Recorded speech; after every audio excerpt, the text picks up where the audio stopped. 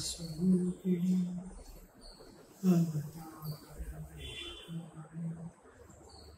रामकृष्णाय ते नमः।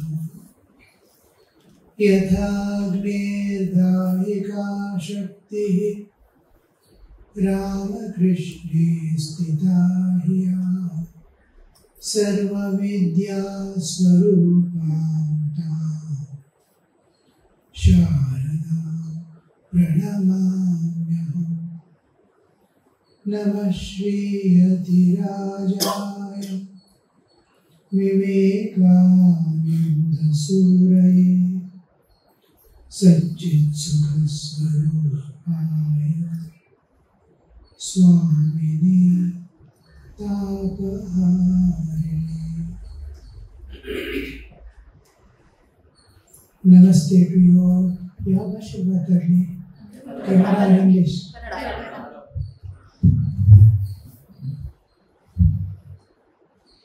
ಎಸ್.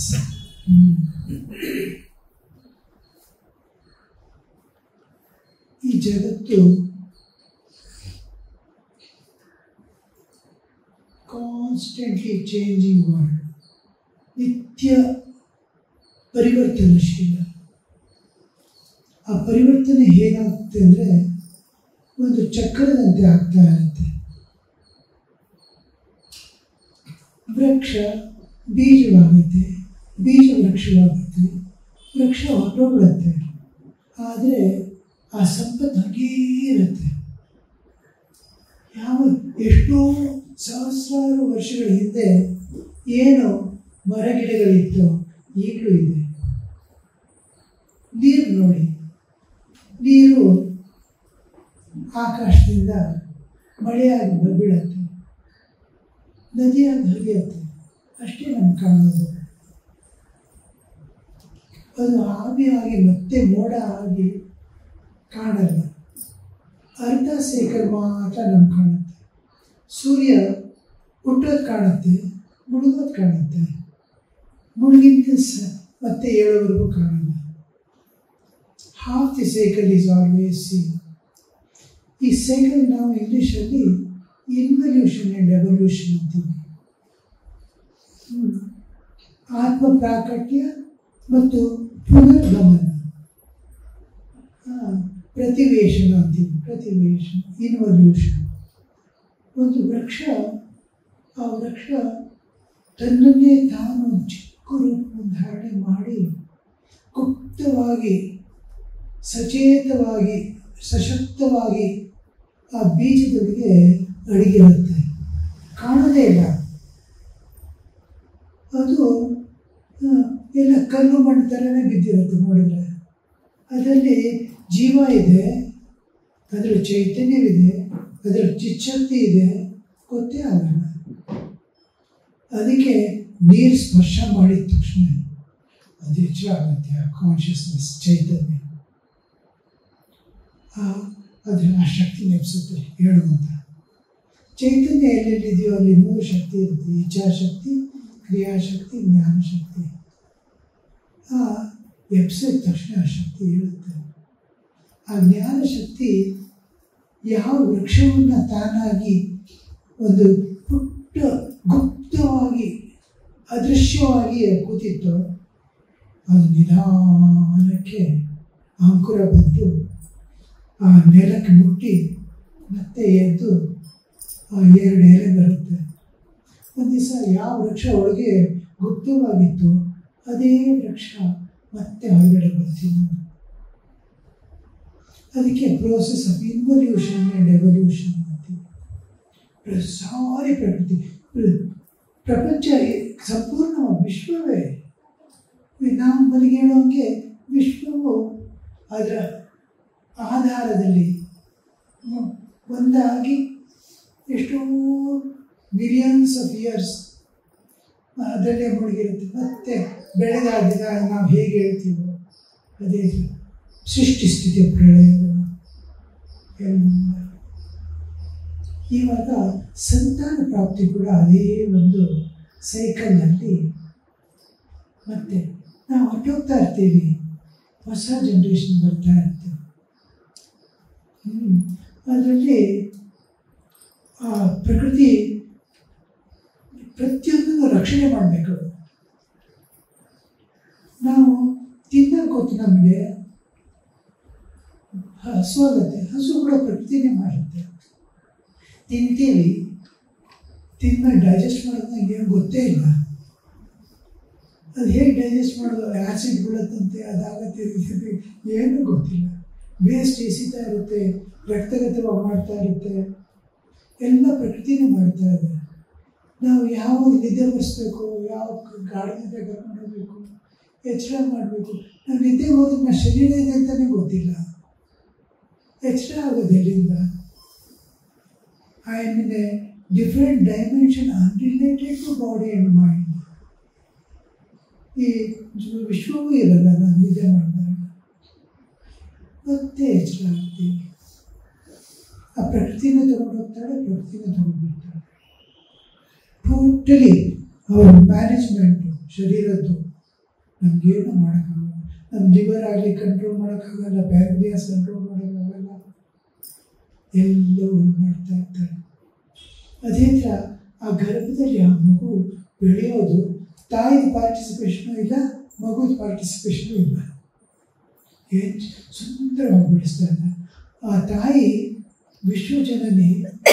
ಆ ಒಂದೊಂದು ಮಗು ಕೂಡ ಅವ್ರ ಜೊತೆಯಲ್ಲೇ ಇರ್ತಾಳೆ. ನಾವು ಗಾಢನಿದ್ರೆಯಲ್ಲಿ ಎದ್ದಾಗ ಆ ಪ್ರಕೃತಿ ನಮ್ಮ ಗಾಢನಿದ್ರೆ ಅಲ್ಲಿ ನನ್ನ ಜೊತೆಲೇ ಇರ್ತಾಳೆ. ಮತ್ತು ನನಗೆ ಎಬ್ಸ್ಕೊಂಡು ಬರಬೇಕಲ್ಲ. ಆದರೆ ಆ ಮಗುಗೆ ಆ ಜಗನ್ಮಾತೆ ಆ ಮಗು ಜೊತೆಯಲ್ಲೇ ಇದ್ದು ಅದಕ್ಕೆ ಏನೇನು ಬೇಕು ಎಲ್ಲ ವ್ಯವಸ್ಥೆ ಮಾಡ್ತಾ ಇರ್ತಾರೆ. ಆ ಮಗುಗೆ ತಾಯಿಯ ರಕ್ತದಿಂದ ರಕ್ತನಾಳವನ್ನು ಮಾಡಿ ಆ ಒಂದೊಂದು ಕಣಗಳನ್ನು ಆ ಶರೀರದ್ದು ಬೆಳೆಸೋದು ಎಷ್ಟು ಸುಂದರವಾದ ಒಂದು ಆ ಪ್ರಕೃತಿದು ಇದು ನೋಡಿದ್ರೆ ಎಷ್ಟು ಆನಂದವಾಗುತ್ತೆ. ಬಾ ಅಮ್ಮ ಏನು ಮಾಡ್ತಾ ಇದ್ದೆ ನಮ್ಮ ಜಗತ್ತು. ಸೊ ಅದನ್ನು ನಾವು ಅರ್ಥ ಮಾಡಿಕೊಂಡು ಆ ತಾಯಿ ಸರೆಂಡರ್ ಆಗಿ, ಅಮ್ಮ ನನಗೆ ಈ ಥರ ನನ್ನ ಮಗು ಕೊಡು, ತಾನು ಸುಂದರವಾದ ಜೀವನವಾದ ಆನಂದವಾದ ಜೀವನ ಕಳಿಬೇಕು. ಈ ಜಗತ್ತು ಒಂದು ಒಡವೆ ಥರ ಎಲ್ಲರಿಗೂ ಆನಂದ ಕೊಡ್ತಾ ಅವರಿಗೆ ಸಾಂತ್ವನೆ, ಪ್ರೀತಿ, ವಾತ್ಸಲ್ಯ ಅವನು ಒಂದಾಗಿರುವ ಥರ ಒಂದು ನನ್ನ ಆತ್ಮದ ಮಗು ಕಲ್ಪಿಸ್ಕೊಳ್ಳುತ್ತೆ. ಇವಾಗ ನಾವು ಮಲಗಿದಾಗ ಶರೀರ ಬಿಟ್ಬಿಡ್ತೀವಿ. ಶರೀರ ಇದೆ ಅಂತಲೇ ಗೊತ್ತಿಲ್ಲ, ಕನಸು ಹೊರಟೋಗ್ತೀವಿ. ಯಾಕಂದರೆ ಮನಸ್ಸಿದೆ, ಇಂದ್ರಿಯಗಳಿದೆ. ಸೊ ಕನಸಿಂದ ಮನಸ್ಸು ಇಂದ್ರಿಯಗಳನ್ನು ಬಿಟ್ಬಿಡ್ತೀವಿ, ಸೂಕ್ಷ್ಮ ಶರೀರವನ್ನು ಬಿಟ್ಬಿಡ್ತೀವಿ. ಸ್ಥೂಲ ಶರೀರ ಸೂಕ್ಷ್ಮ ಶರೀರವನ್ನು ಬಿಟ್ಟು ಗಾಢ ನಿದ್ರೆಗೆ ಹೋಗ್ತೀವಿ. ಗಾಢ ನಿದ್ರೆಯಲ್ಲಿ ಕಾರಣ ಶರೀರ ಮಾತ್ರ ಇರುತ್ತೆ. ಕಾರಣ ಶರೀರ ನನ್ನ ಜ್ಞಾನ, ನನ್ನ ಆಸೆ, ಆಕಾಂಕ್ಷೆಗಳೆಲ್ಲ ಬೀಜರೂಪಗೊಂಡಿರುತ್ತೆ. ಅದು ಬಿಟ್ಟು ನಾನು ಒಂದು ಬಿಂದು ಮಾತ್ರ ಆಗ್ತೀನಿ. ಚೈತನ್ಯ and ಕಾನ್ಷಿಯಸ್ನು, this consciousness is withdrawn stage by stage and I become a small point. ಒಂದು ಬಿಂದು ಆಗ್ತೀನಿ. ಇದೇ ಬಿಂದು ಶ್ರೀಚಕ್ರದ ಮೇಲಿನ ಬಿಂದು. ಸೊ ಅದಾಗಿ ನನ್ನ ವಿಶ್ವ ಚೈತನ್ಯದಲ್ಲಿ ಒಂದಾಗ್ತೀನಿ. ಮತ್ತೆ ನಿಧಾನಕ್ಕೆ ನನ್ನ ಕರ್ಮಗಳೆಲ್ಲ ಬಾಕಿ ಇದೆ, ಸುಖ ಅನುಭವಿಸೋದು. ಆಮೇಲೆ ಆಸೆ ಆಕಾಂಕ್ಷೆಗಳು ನಮ್ಮದು ತಿಟ್ಕೊಂಡು ಇದೆಲ್ಲ ಕರೆಕ್ಷನ್ ಮಾಡುತ್ತೆ ಬಾಬಾ ಅಂತ. ಪ್ರಕೃತಿ ಮತ್ತೆ ಸಪ್ರೇಟ್ ಮಾಡ್ತಾಳೆ. ಮತ್ತೆ ಒಂದೊಂದೇ ಸ್ಪರ್ಶ ಮಾಡಿಕೊಂಡು ಕಾರಣ ಶರೀರ ಜಾಗೃತಿ ಮಾಡ್ತೀವಿ, ಸೂಕ್ಷ್ಮ ಶರೀರ ಜಾಗೃತಿ ಮಾಡ್ತೀವಿ, ಸ್ಥೂಲ ಶರೀರ ಜಾಗೃತಿ ಮಾಡಿ ಮತ್ತೆ ಬೇಕಿಂಗ್ ಸ್ಟೇಟ್ ಮಾಡ್ತೀವಿ. ಯಾವ ಪಾರ್ಟು ಶರೀರದಿಂದ ಸಪ್ರೇಟ್ ಆಗುತ್ತೆ ನಿದ್ದೆಯಲ್ಲಿ? In dream separation, temporary separation is sleep, permanent separation is death. ನಾವು ಯಾವ ಭಾಗ ಸಪ್ರೇಟ್ ಆಗ್ತಾ ಇದೆ ನಿದ್ದೆಯಲ್ಲಿ? ನಾನು ಇದ್ದೀನಿ, ಅದು ಆ ಭಾಗ, ಅದು ಚೈತನ್ಯದ ಒಂದು ಬಿಂದು. ಅದು ಸುಂದರವಾಗಿರುತ್ತೆ. ಅದು ಒಂದು ಸ್ಮಾಲ್ ಲೈಟ್, ಬ್ಲೂ ಲೈಟ್ ಬಂದು ಕಾಮೆಟ್ ಥರ ಮೈಟ್ ಟೇಲ್ ಇರುತ್ತೆ. ನಮ್ಮ ದೃಷ್ಟಿಗೆ ಕಾಣಲ್ಲ, ನಮ್ಮ ಈ ಸ್ಥಿತಿಯಲ್ಲಿ ಕಾಣಲ್ಲ. ನಮ್ಮ ಚಕ್ರಗಳ ಮಧ್ಯದಲ್ಲಿ ಮಣಿಪುರದಿಂದ ಅನಾಹತಕ್ಕೆ ಬರಬೇಕಾದ ಮಧ್ಯದಲ್ಲಿ ಒಂದು ಪಾರ್ಕಿಂಗ್ ಮಾಡಿದ್ರೆ ಅಲ್ಲಿ ಅನಂತ ಜೀವಿಗಳು ಒಂದು ಫಾಸ್ಟಾಗಿ ನಿಧಾನ ಹೋಗ್ತಾ ಇದೆ. ಆ ಜೀವಿಗಳನ್ನೆಲ್ಲ ನೋಡ್ಬೋದು. They are going for the next ಬರ್ತ್. ಎಷ್ಟು ವ್ಯವಸ್ಥೆ ಇದೆ ಗೊತ್ತಾ ಪ್ರಕೃತಿಯಲ್ಲಿ. ನೀವೊಂದು ಪ್ರಾರ್ಥನೆ ಮಾಡ್ತಾ ಇದ್ದರೆ ನಿಮ್ಮ ಮನೋಗತಿಗಳು ನಿಮ್ಮ ಇಷ್ಟದಂತೆ ಅದೇ ನೀವು ಹುಡ್ಕೊಂಡ್ಬಂದಾಗ ಬರುತ್ತೆ. ಅಷ್ಟೊಂದು ವ್ಯವಸ್ಥೆ ಇದೆ. ಯಾಕಂದರೆ ಸಾಧಾರಣ ಜೀವಿಗಳಿಗೆ ಜನ್ಮ ಕೊಡೋದು ಬೇಕಾದಷ್ಟು ತಂದೆ ತಾಯಿಗಳಿಲ್ಲ. ಆ ಯೋಗ್ಯ ಜೀವನ, ಯೋಗ್ಯವಾದ ರೀತಿಯಲ್ಲಿ ಯೋಗ್ಯ ಮಗುವನ್ನು ಬಿಡಿಯೋದು, ಯೋಗ್ಯ ರೀತಿಯಲ್ಲಿ ಅದನ್ನು ಬೆಳೆಸೋದು, ಅದಕ್ಕೆಲ್ಲ ಒಂದು ಯೋಗ್ಯವಾದ ತಾಯಿ ಬೇಕಾಗುತ್ತೆ. ಆ ಕೃಪೆಯನ್ನು ನಿಮಗೆ ಇವತ್ತು ತಾಯಿ ಮಾಡಿಕೊಟ್ಟಿದ್ದಾರೆ. ಒಂದು ಯೋಗ್ಯ ಸಂತಾನವನ್ನು ಪಡೆದು ಯೋಗ್ಯ ಸಮಾಜ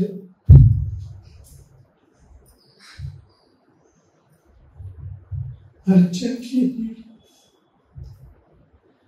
ಮಕ್ಕಳಿಗೆ ಉಳಿದುಕೊಡ್ತದೆ.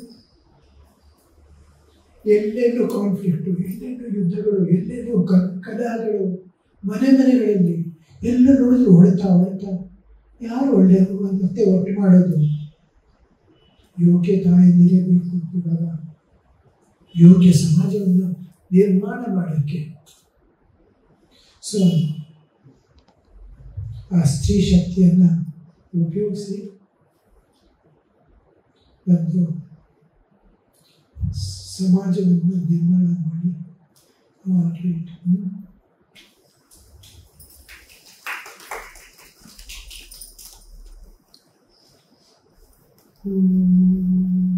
ಶಾಂತಿ ಶಾಂತಿ ಶಾಂತಿ.